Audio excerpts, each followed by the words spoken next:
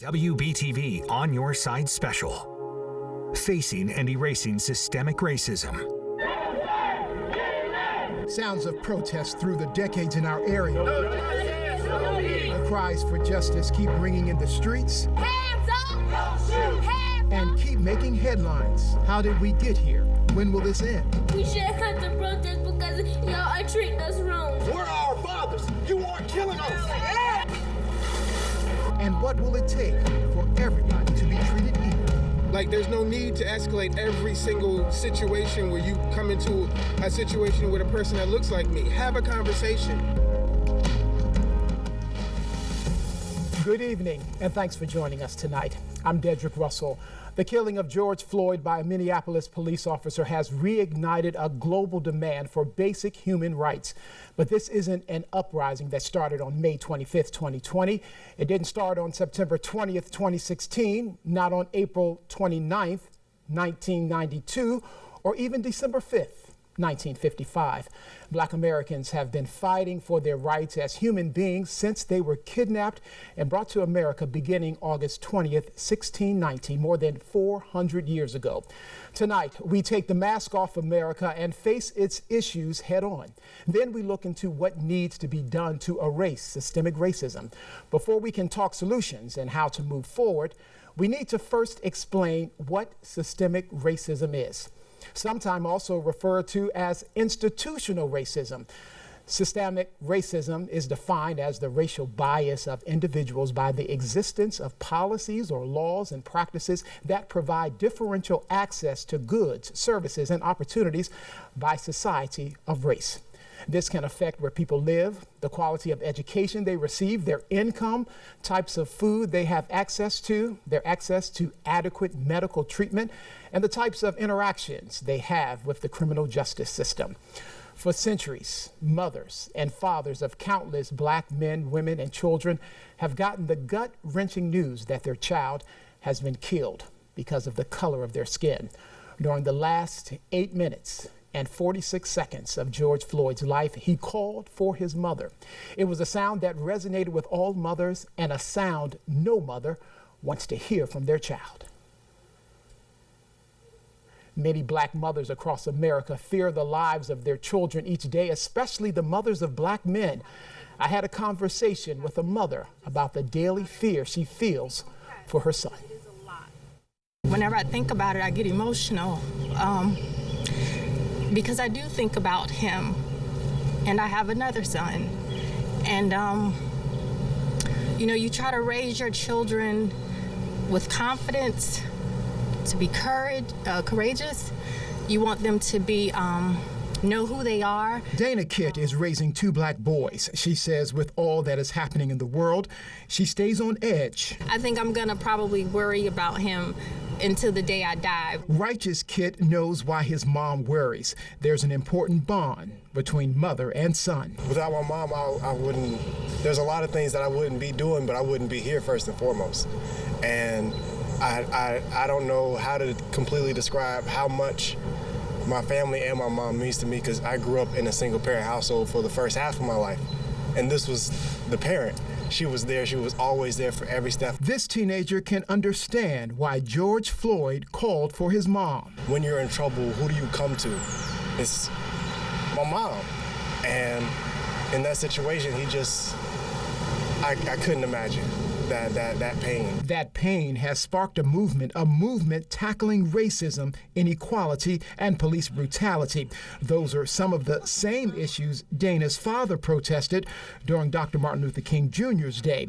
You can say taking a stand is in the family's DNA. And so here we have his grandson, and he's doing the same thing, and it's just like, you can tell there are some changes that are being made, but we have work to do. It's going to take multiple steps to solve the problem of black people not being treated equally. It's happened for years, and it's happening all across America, and regardless of whether it's happened to a single person, particularly, it's happening to people everywhere. So everyone needs to be focused in helping us solve the problem. The number one thing is going to be when we show that police can't just do whatever they want to do, and there will be consequences to their actions. And I think once we start to hold people accountable, and these bad police officers accountable for their actions, I think that'll start to make things turn over. This family believes the system needs to be fixed so mothers won't have to worry as much about their children. It's going to take a lot more than tweets and posts and reposts. We're going to have to actually vote. We're going to have to continue protesting. We're going to have to be active. We're going to have to go to meetings. We're going to have to participate as civic students, people who are trying to live in this community and better it. While we wait for that to happen, Dana Kit will be busy teaching her son to be a change agent, despite the fact she wonders about his safety when he's away from home. They have their own voice. They have their own ideas and opinions, and they have the right to be able to express those things. In a news conference earlier this week, North Carolina Governor Roy Cooper said black men are 2.5 times more likely to be killed by law enforcement than white men. According to a 2018 report by the Department of Homeland Security, 32% of black people killed by police in 2015 were unarmed, as were 25% of Latino people, compared to 15% of white people. The report states this means while people of color represent 38% of the U.S. population, they make up almost 63% of unarmed people killed by police.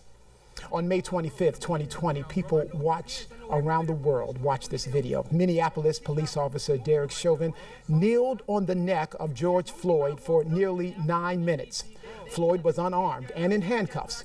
He pleaded for the officer to give him some relief. "I can't breathe. Everything hurts. Mama, they're going to kill me." These are the words Floyd said in the last moments of his life. Earlier this week, George Floyd's brother went before the House Judiciary Committee. He met with lawmakers to talk about holding law enforcement accountable. I'm tired. I'm tired of pain.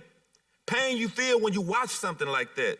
When you watch your big brother, who you looked up to for your whole life, die begging for his mom. I'm here to ask you to make it stop. Stop the pain. I want them to stop hiring corrupted police officers. You're supposed to serve and you're supposed to protect. I didn't see anybody protecting and serving that day. Many people who lived through the civil rights movement remember the horrors of our nation's past. Some say they didn't think this would still be a reality in 2020. Others say they aren't surprised. In 1961, 9 college students were arrested after sitting at a segregated lunch counter in Rock Hill. The group later became known as the Friendship Nine. They played a significant role in the civil rights movement. David Williamson Jr. was in that group. Our Alex Giles had a conversation with him about the killing of George Floyd and what he thinks will come of this new generation of protests for equality. I heard about George Floyd. I seen the video on TV, and that's really it's sad that it had come to this. And to me, it was all unnecessary. And this is not the first time something like this had happened. It's been going on all the way back. So I was a little boy, I've seen things that shouldn't have happened. We ain't come out here today to tear up our city. A march was recently organized at Fountain Park in Rock Hill. It brought hundreds of people out to the city streets, marching near the same location where I interviewed Williamson, right near the spot where his sit-in took place so many years ago. Is he surprised we're still dealing with race and justice issues in America? No, I'm not surprised. Until Congress and we get leaders that believe in justice for everybody, this is going to continue to happen. Are you hopeful that the situation with race relations in our country will continue to improve? Oh yeah, you always got to have hope. And I believe the generation that's come along now, they work together. And I think they're going to bring about this change. And I might not see it, but I know it's coming. You know, and it may be in the near future, but it's coming. The change David Williamson Jr. is hoping for is the same change thousands of other people have been protesting for since the killing of George Floyd. But people we've talked to say there is something different about this crowd of protesters. We're seeing people of all races, ethnicities, socioeconomic backgrounds, and religions out on the front lines. Together, they are chanting Black Lives Matter, demanding law enforcement be held accountable, calling for the erasing of systemic racism after centuries of oppression, embracing and uplifting one another. WBTV's veteran reporter Steve Crump has seen it all. He has reported on civil unrest for years. Recently, I had a conversation with him about what's been going on. The first question I asked, after all the years of injustice, why has this movement hit a nerve with so many? Here's his answer. I think it's timing. You know, the phrase that I keep hearing over and over on the networks from city to city goes back to that Fannie Lou Hamer saying, which is, I'm sick and tired of being sick and tired. And I think that you find that this particular generation is sick and tired of what has attempted to happen in the past with previous efforts. And the reality is the temperament of this generation is far different than what we saw, say, in the 1960s. You go back to the early 1960s and everyone wants to bring up Dr. King, but I will from this standpoint, which is many of those demonstrations were nonviolent. But at this time where you see that level of looting, the vitriol, the burning police cars, you can tell that times have obviously changed, and so have the attitudes of those seeking change. Yeah, and are you concerned that when you see those looting and burning of buildings that people will lose the message of why people are out there demonstrating? I think in some ways, yes. You know, the question that I've always asked myself is, so what is the sense of empowerment when somebody breaks a window and, say, grabs a six-pack of beer or a pair of tennis shoes? Does this protest and this unrest, does it feel different than the other protests you have covered? I think it has. I mean, some of the earlier protests that I remember covering, I remember being in Atlanta for several days when they had riots there back in the early 90s after the Rodney King situation happened there. You know, and at the end of the day, you have to kind of figure out what is it these people want. Coming up. The same violence that is being perpetuated against them is being perpetuated against us. The only difference is our stories don't get told. Black women on the front lines of the protest say as they fight for black men, they worry who they can call on to fight for them. Plus, what is the path toward erasing systemic racism? I'm asking leaders and experts. As we head to break, we want to take a moment to remember those whose deaths have sparked a call for change.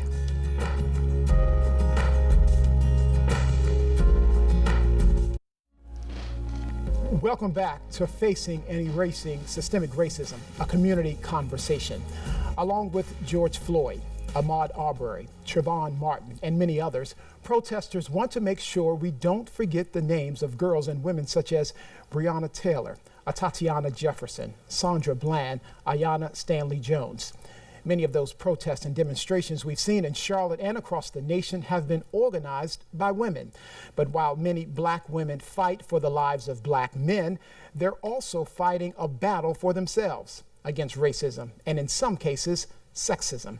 We talked with one woman on the front lines about what she's fighting for and what it's like being a black woman in America. It's been incredibly traumatic to be out here almost every single night and sometimes during the day when I can protesting. Ryan Baker has been out on the front lines organizing protests like this one in Romare Bearden Park, but she says she worries. I think it's great that we're out here for George Floyd and that we've been able to receive some justice for him, but we still haven't received justice for Breonna Taylor, and I don't want people to lose focus of that. Ryan says she's inspired. The momentum is there. People are demanding change. But as black women plan these peaceful protests, they're also the ones being left out of the conversation. I feel like black women are extremely overlooked in the Black Lives Matter movement. Here in the city, black women have really taken a strong stance and led a lot of these protests and made sure that we're maintaining a peaceful environment, and we're not really getting the recognition. It's something she also wants to see change. I really feel like people look to Black women to be this pillar of strength, and we got it, we're strong women, you know, we can handle anything, but no one checks on us. And, you know, the question that's left for a lot of Black women is, you know, when it comes down to it, when we need you, who can we call on? So while she protests, she calls on Black men to step up for Black women. The same violence that is being perpetuated against them is being perpetuated against us. The only difference is our stories don't get told. And everyone listening to lift up Black women. Listen to Black women, tell their stories, lift up their stories, say their names. Don't let them die with the cause. As thousands of people around the world take to the streets protesting for an end to systemic racism, let us not forget we're still in a global coronavirus pandemic. This brings us to another broken part of the system hindering Black Americans, especially Black women. Healthcare. Now, according to the National Center for Biotechnology Information, there are subtle forms of racial in healthcare. The NCBI says studies consistently show that when non-Black physicians interact with Black patients, implicit bias affects their behavior in ways that could negatively affect their patients. It's really, you know, sometimes people will judge you as soon as you walk in the door and they see your face. So either they're going to ignore things that you think are serious, and they really are serious, based virtually on the color of your skin, or they're going to assume that you're going to be a hypochondriac, or they're going to assume that you don't care about your family because of your race. Now look at this chart from the CDC. It shows Black Americans are more likely to die at early ages from all causes compared to white Americans. The CDC says these health differences are usually because of economic and social conditions that are more among Black Americans. Some of these conditions are unemployment, living in poverty, lack of access to doctors, inability to afford health care, and not owning a home. For decades, many banks denied mortgages to people, mostly people of color. It stopped them from buying homes in certain neighborhoods or getting loans to renovate their houses. It's a practice called redlining, and it was used once back by the U.S. government. Coming up, our conversation continues with the story behind this lending discrimination, how its scars remain visible in our own community today. Plus this. It is always a concern that we're looking to attack. CMPD Chief Kerr Putney talks about the policy changes he's making with his own department. And as we head to break, we want to take a moment to remember those whose deaths have sparked a call for change.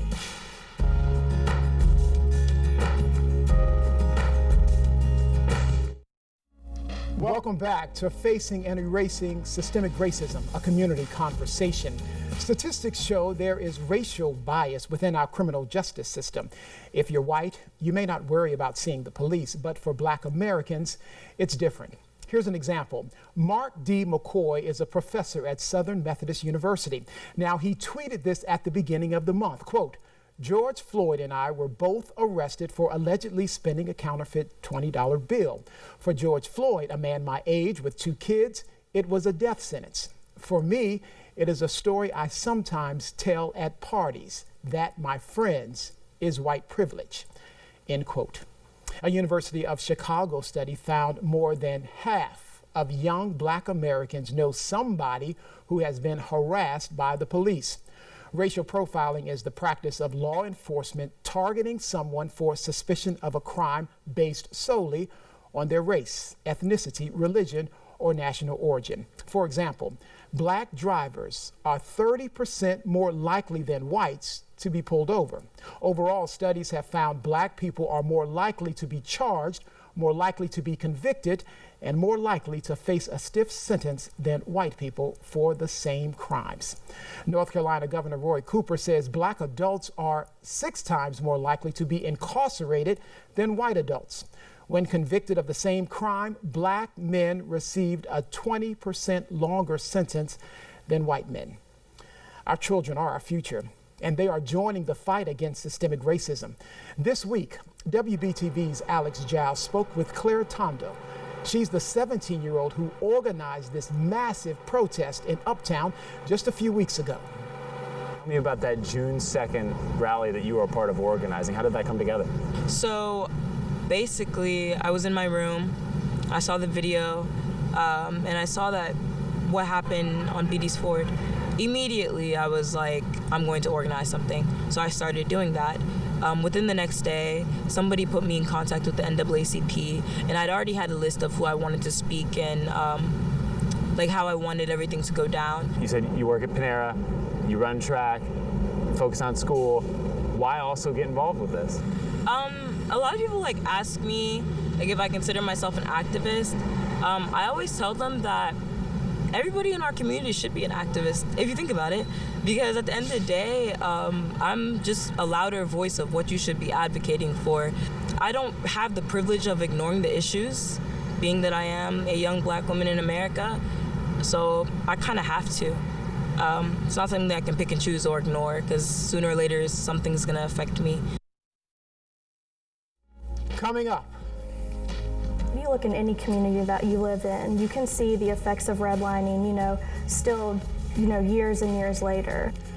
Did you know that right now in 2020, there are still some Charlotte neighborhoods with bylaws saying only Caucasians can own homes there? Next, we look at the systemic effects of the racist home lending policy known as redlining. As we head to break, again, we want to take a moment to remember those whose deaths have sparked a call for change.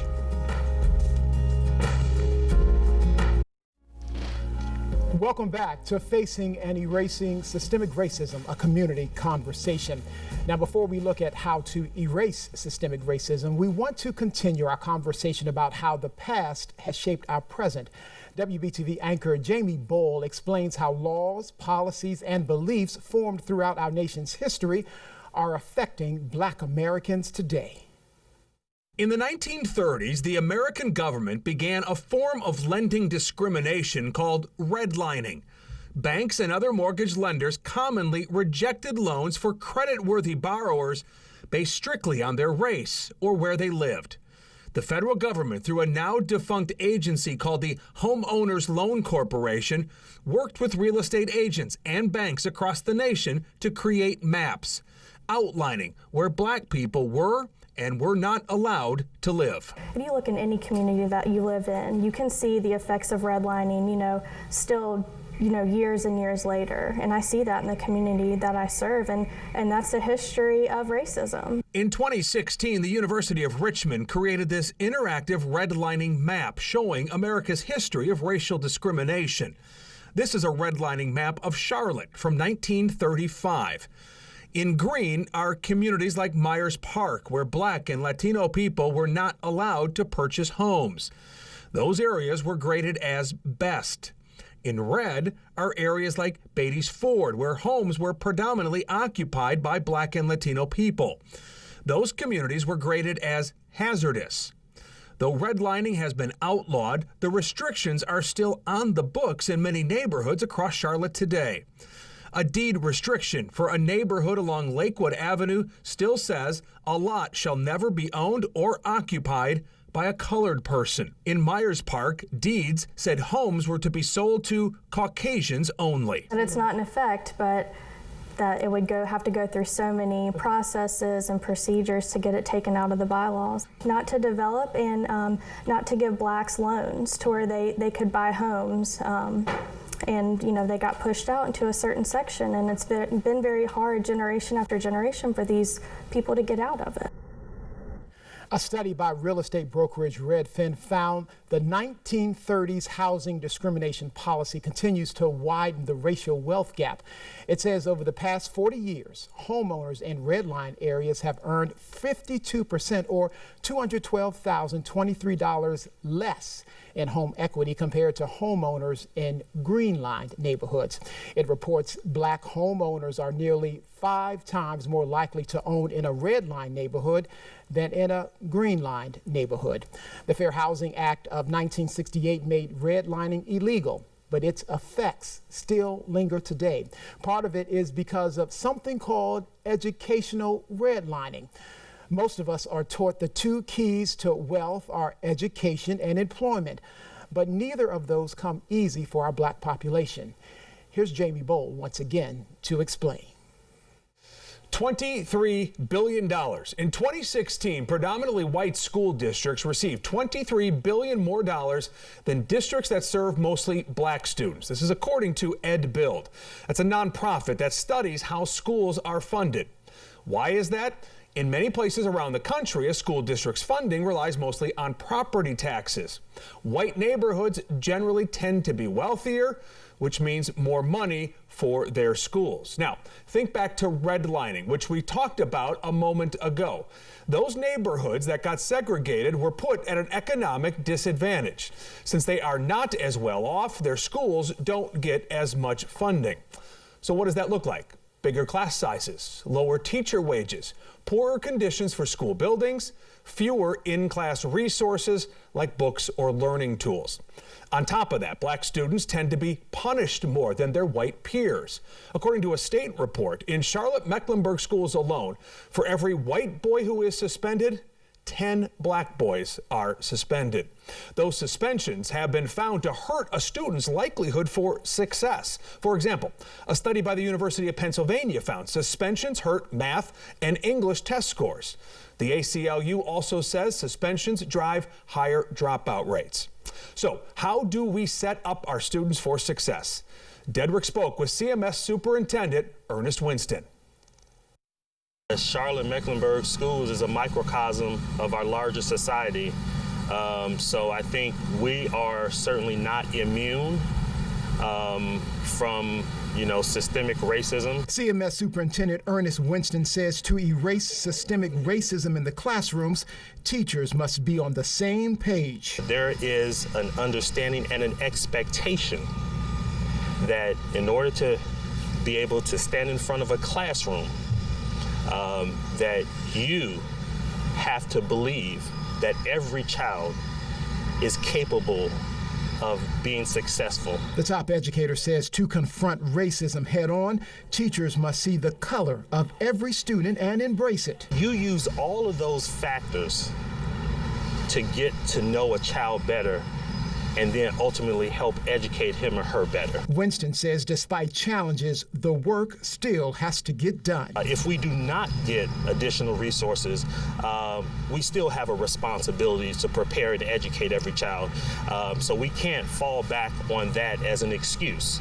It would be helpful, but we're going to continue to move in the right direction. And that direction is to set each student up for success and remove barriers in an education system that was built on separate but unequal. That means we've got to provide access, greater access. We've got to provide more resources for students who come to us with less. Because, frankly, I believe we have an obligation to do that. A diploma is the first step to a career. It is hard to make money without a job. But take a look at the unemployment rate for blacks versus whites. This data here from the Federal Reserve. The black unemployment rate has been twice that of whites for the past 60 years. There are several reasons why. One of them is that black people tend to work in less stable jobs. It's called the last hired, first fired phenomenon. Whenever the economy begins to take a tumble, the African-American unemployment rate goes up sooner than unemployment rates for white workers. And then it takes longer for that rate to go down. They also have fewer job opportunities. And here's an example of why that is. In a field experiment by the National Bureau of Economic Research, 2 people sent resumes to help wanted ads in Chicago and in Boston.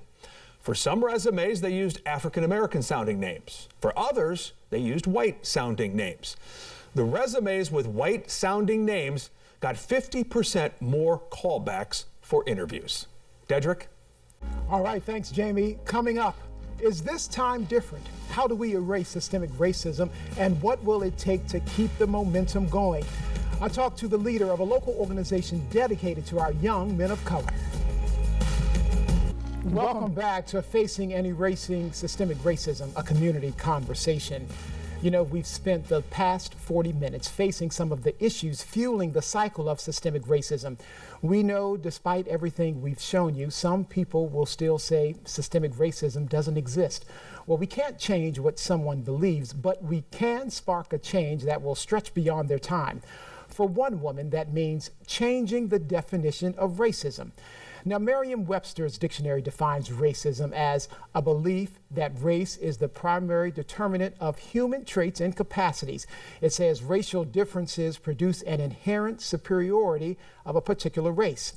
But Kennedy Mincham, you see right there, says it's more than that.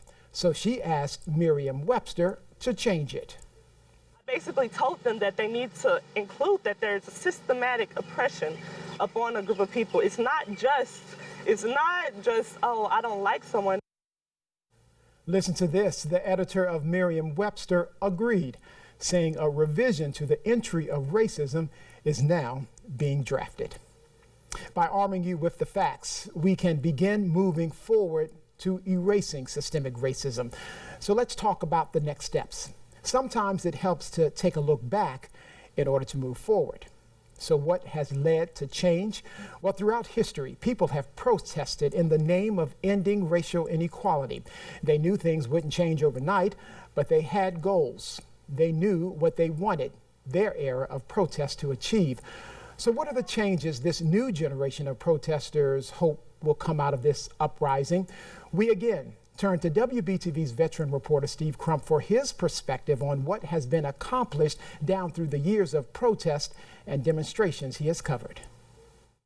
I think that going back to what we saw more specifically here in Charlotte, you had, going back to the 1990s, a couple of very unfortunate episodes involving Charlotte-Mecklenburg police officers killing unarmed African Americans. The two cases that stick out with me are James Willie Cooper, which I covered the night of that shooting, along with Carolyn Bedeker. I covered that shooting as well, like moments after it happened.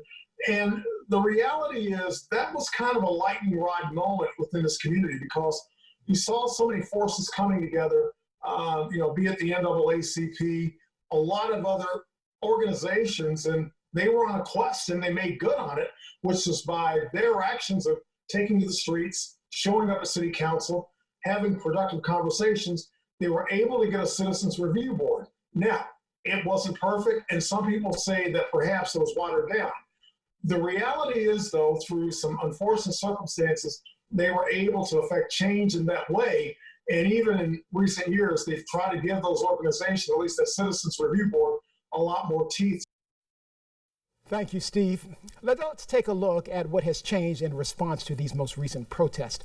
Both CMPD and the Mecklenburg County Sheriff's Office have updated their policies.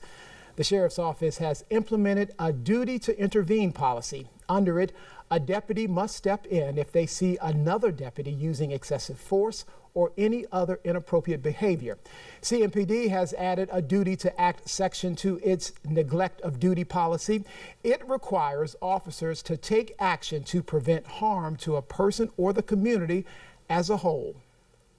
It speaks for itself. It's an example of what we as an organization want to represent to this community that we serve. CMPD Chief Kerr Putney says his department had been working on a new policy for a while, but the recent protests made the change more urgent. When WBTV's Paige Peroso sat down with the chief, she asked him, is systemic racism an issue his department needs to tackle? It is always a concern that we're looking to attack, have a gut check about what you might bring to the table bias-wise, and learn to exactly overcome that by connecting with people in a personal way, on a personal level, to overcome your biases, and that's exactly what we're doing. But we should have been having these conversations months ago, years ago, decades ago. But while I'm here in this seat, running this office and the Sheriff of Mecklenburg County, I'm going to do what I think is necessary to keep my citizens safe and law enforcement safe. Sheriff Gary McFadden says if one of his deputies does not intervene when they should, they'll be reprimanded or fired. Even if the tactic down the road is found to be within the law, it's not what we want to see. So we've already adjusted policy so that we're giving additional dispersal orders, ensuring that we're vocalizing the avenues to leave. Another example of change we've seen on Monday, Charlotte City Council voted 9-2 to prevent CMPD from spending money on chemical agents like tear gas for the next year. Some council members say they believe it was the right decision at the right time. I support our CMPD. We need to seriously consider implementing policies and practices that addresses systemic racism. You do not deconstruct a system that has been intentionally maintained and created over 400 years with one motion or one vote.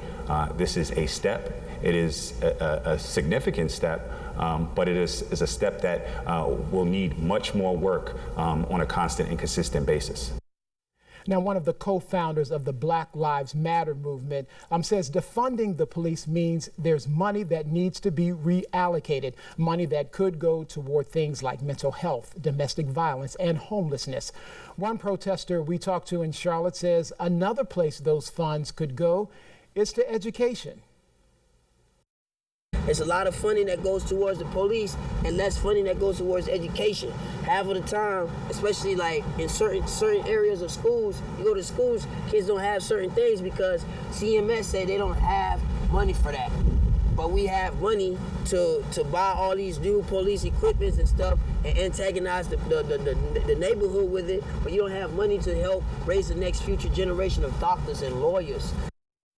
To add some perspective to what you just heard, earlier this month, Mecklenburg County commissioners withheld $11 million from Charlotte-Mecklenburg schools because the district couldn't find money in its budget to pay all hourly staff at least $15 an hour. Now, another change comes at the state level. We told you about health disparities among communities of color. It's a generational problem that's been highlighted by the COVID-19 pandemic. Well, last week, North Carolina's governor issued an executive order addressing the disparities. My administration is committed to helping to eliminate these disparities. We will keep listening. We will continue to work with communities all across our state to address systemic injustice.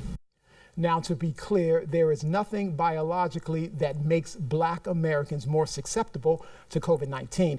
We are simply seeing more cases in the Black community because of the lack of access to care, poor economic mobility, and housing deficiencies.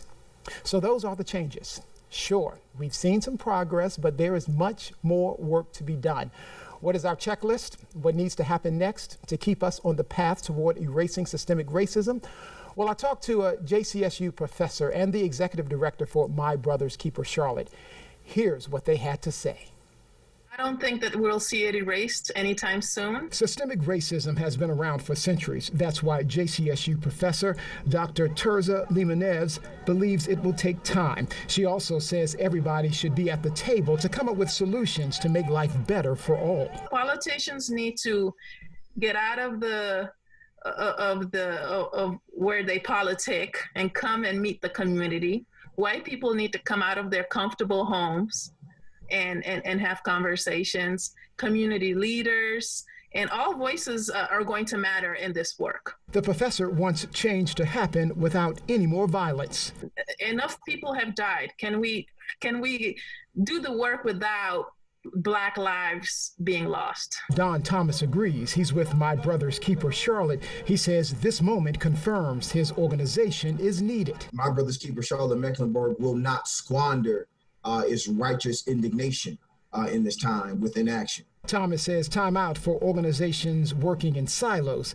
It's time to come together. We have already kind of partnered with programmatic strategies and with Big Brothers Big Sisters and some other organizations on how do we use our platform to get the volunteers that they need. My Brother's Keeper Charlotte is working to put that plan on paper. What does it look like to have policies, practices, and procedures drafted in a way that can shift the narrative and outcomes for our Black and brown boys? And we need all hands on deck. All hands on deck indeed, no matter what color it is. The professor says all races can contribute to this movement.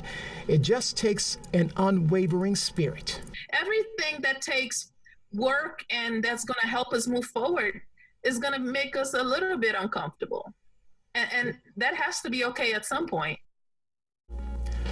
Coming up, joining the fight against systemic racism, many non-Black people want to be allies, but don't know where to start. A guide to what you can do. There are many non-Black people who want to be allies and help with erasing systemic racism, but they don't know how. It begins with being open to learning. Now, Ellen Tasher is white. She's putting together a group to help educate other white people about systemic racism. Well, for me, I understood racism, but I never made the connections. I never made the connection to the decolonization of wealth and how it's really ingrained in our everyday life. It's just going to take education, and somebody has to be interested in the subject like I am. If you're not interested in it, nobody can make you change or learn. Now, if you are not Black and you want to join the fight, North Carolina native and social media influencer Tabitha Brown shared a list of things you can do to help. Now, here are just a few. Ask yourself how many Black businesses you support. Call out your colleagues, your friends, and your family when they say something racist. If you haven't spoken up at all since the killing of George Floyd, ask yourself why. If you feel uncomfortable using your platform to stand up for justice, ask yourself why. If you feel comfortable posting about the Women's March, the Climate March, but not justice for Black lives, ask yourself why. We leave you with this quote from writer and activist James Baldwin. Not everything that is faced can be changed, but nothing can be changed if it's not faced. Thanks for watching, and you can read more of this coverage and keep the conversation going. Just go to wbtv.com/community conversation. Until the next community conversation, stay safe and have a good night.